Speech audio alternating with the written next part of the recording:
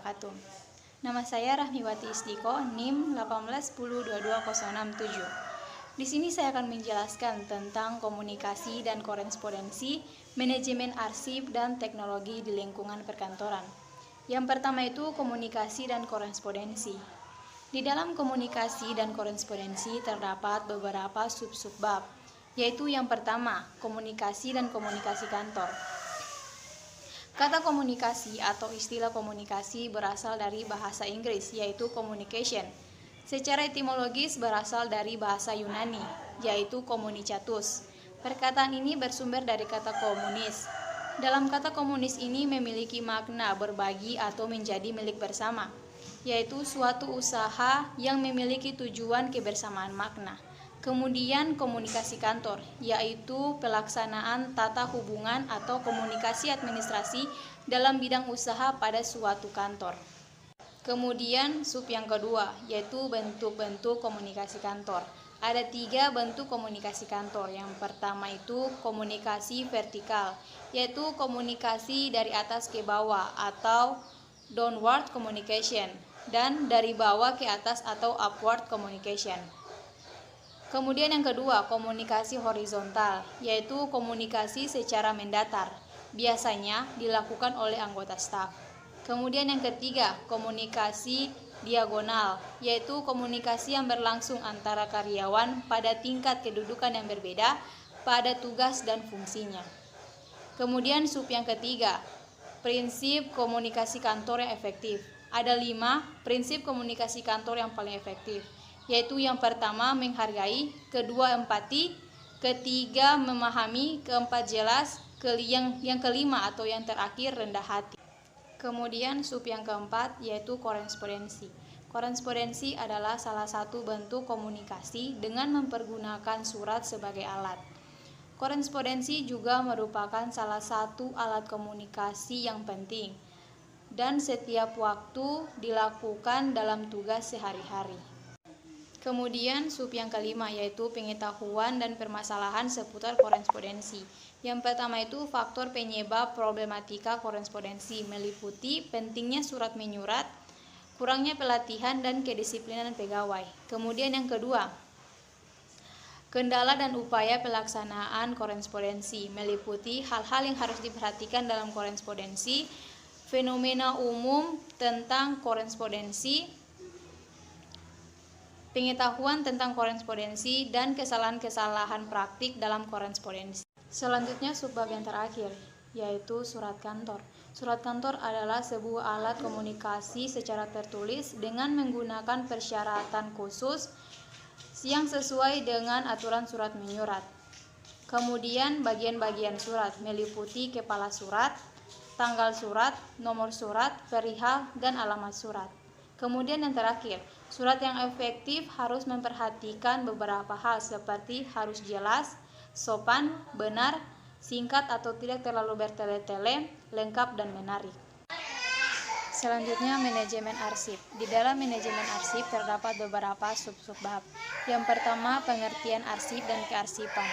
Arsip adalah catatan tertulis dalam bentuk teks, gambar, atau bagan yang memuat keterangan-keterangan untuk menjadi ingatan yang disimpan secara sistematis agar pada saat sewaktu-waktu diperlukan dapat ditemukan dengan cepat dan tepat.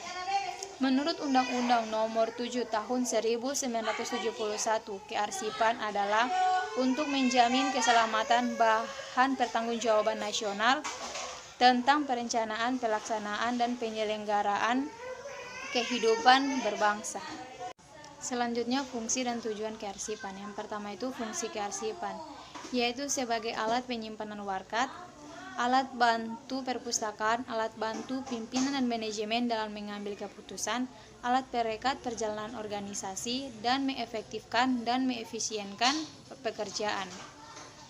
Selanjutnya tujuan kearsipan, yaitu sebagai referensi atau legalitas sewaktu arsip diperlukan, data atau informasi untuk mengambil keputusan, dan yang terakhir data historis untuk mengetahui perkembangan atau dinamika organisasi. Kemudian selanjutnya jenis-jenis arsip. Yang pertama menurut fungsi dan kegunaannya yaitu arsip dinamis dan arsip statis. Kemudian yang kedua berdasarkan nilai guna, yaitu nilai guna primer dan sekunder. Kemudian yang ketiga berdasarkan sifatnya, yaitu arsip terbuka dan tertutup. Kemudian yang keempat berdasarkan tingkat penyimpanan dan pemeliharaannya, yaitu arsip sentral, pemerintah, dan unit. Kemudian yang kelima berdasarkan keasliannya, yaitu arsip tembusan, arsip salinan, dan arsip petikan. Kemudian yang keenam berdasarkan subjeknya, yaitu arsip keuangan, kepegawaian, dan arsip pendidikan. Kemudian yang ketujuh bentuk dan wujud, yaitu tabel, gambar, dan grafik. Kemudian yang terakhir, yang kedelapan, berdasarkan sifat kepentingannya, yaitu arsip non-esensial dan penting. Kemudian subbab selanjutnya, yaitu asas dan siklus pengelolaan arsip. Yang pertama itu asas sentralisasi, adalah pelaksanaan pengelolaan arsip bagi seluruh organisasi yang dipusatkan di satu unit khusus, yaitu penyimpanan arsip. Kemudian yang kedua, asas desentralisasi, adalah pelaksanaan pengelolaan arsip yang ditempatkan di masing-masing unit dalam suatu organisasi. Kemudian yang ketiga, asas gabungan, yaitu pelaksanaan pengelolaan arsip dengan menggabungkan antara asas sentralisasi dan asas desentralisasi. Selanjutnya atau subbab yang kelima, yaitu penyimpanan arsip. Arsip disimpan karena mempunyai nilai atau kegunaan tertentu. Oleh karena itu, hal yang perlu diperhatikan dalam hal ini ialah bagaimana prosedurnya, bagaimana cara penyimpanan yang baik, cepat, dan tepat sehingga mudah ditemukan kembali sewaktu-waktu diperlukan. Kemudian yang selanjutnya, tugas bagian arsip dan masalah dalam pengelolaan arsip. Yang pertama itu tugas bagian arsip, meliputi menerima warkat, mencatat warkat, mendistribusikan warkat, menyimpan, menata, dan menemukan kembali arsip dalam sistem tertentu. Kemudian yang kedua, masalah dalam pengelolaan arsip. Yang pertama, kurangnya pengertian terhadap pengertian arsip. Kemudian yang kedua, kualifikasi persyaratan pegawai tidak dipenuhi. Kemudian yang ketiga, volume siap. Yang terakhir yaitu yang keempat, pedoman pengelolaan arsip.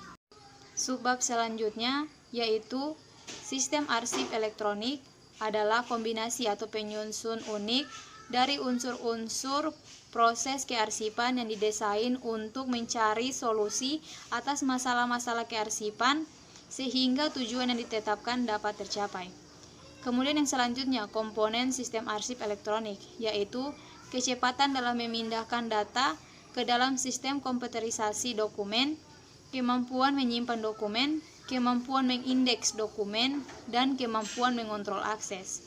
Kemudian yang selanjutnya, yang terakhir, manfaat arsip elektronik, yaitu cepat ditemukan, mengindeks yang fleksibel, dan pencarian secara full text. Yang terakhir, teknologi di lingkungan perkantoran. Di dalam teknologi di lingkungan perkantoran ini terdapat beberapa sub-subbab. Yang pertama itu pengertian teknologi. Kata teknologi berasal dari bahasa Yunani, yaitu tekno yang berarti keahlian dan logia yang berarti pengetahuan. Dalam arti sempit, teknologi mengacu pada objek benda yang digunakan untuk kemudahan aktivitas manusia. Dalam pengertian luas, teknologi juga meliputi pengertian sistem, organisasi, juga teknik. Selanjutnya subbab yang kedua, teknologi komputer.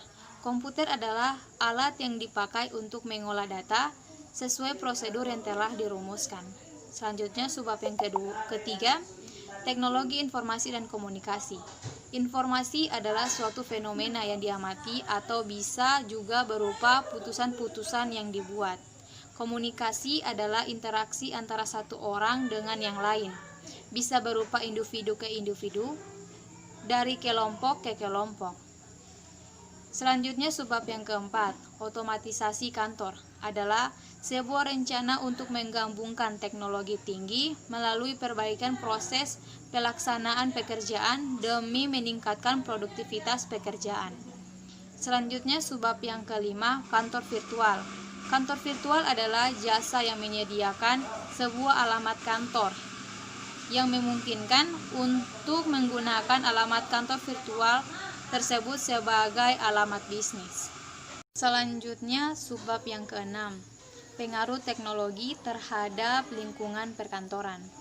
Dalam mempertimbangkan pengaruh teknologi informasi terhadap perkantoran, ada beberapa perspektif atau harapan yang perlu dipertimbangkan, yaitu implikasi umum, meliputi aspek sosial, ekonomi, dan sebagainya, implikasi terhadap karyawan kantor, dan implikasi terhadap pemberi kerja.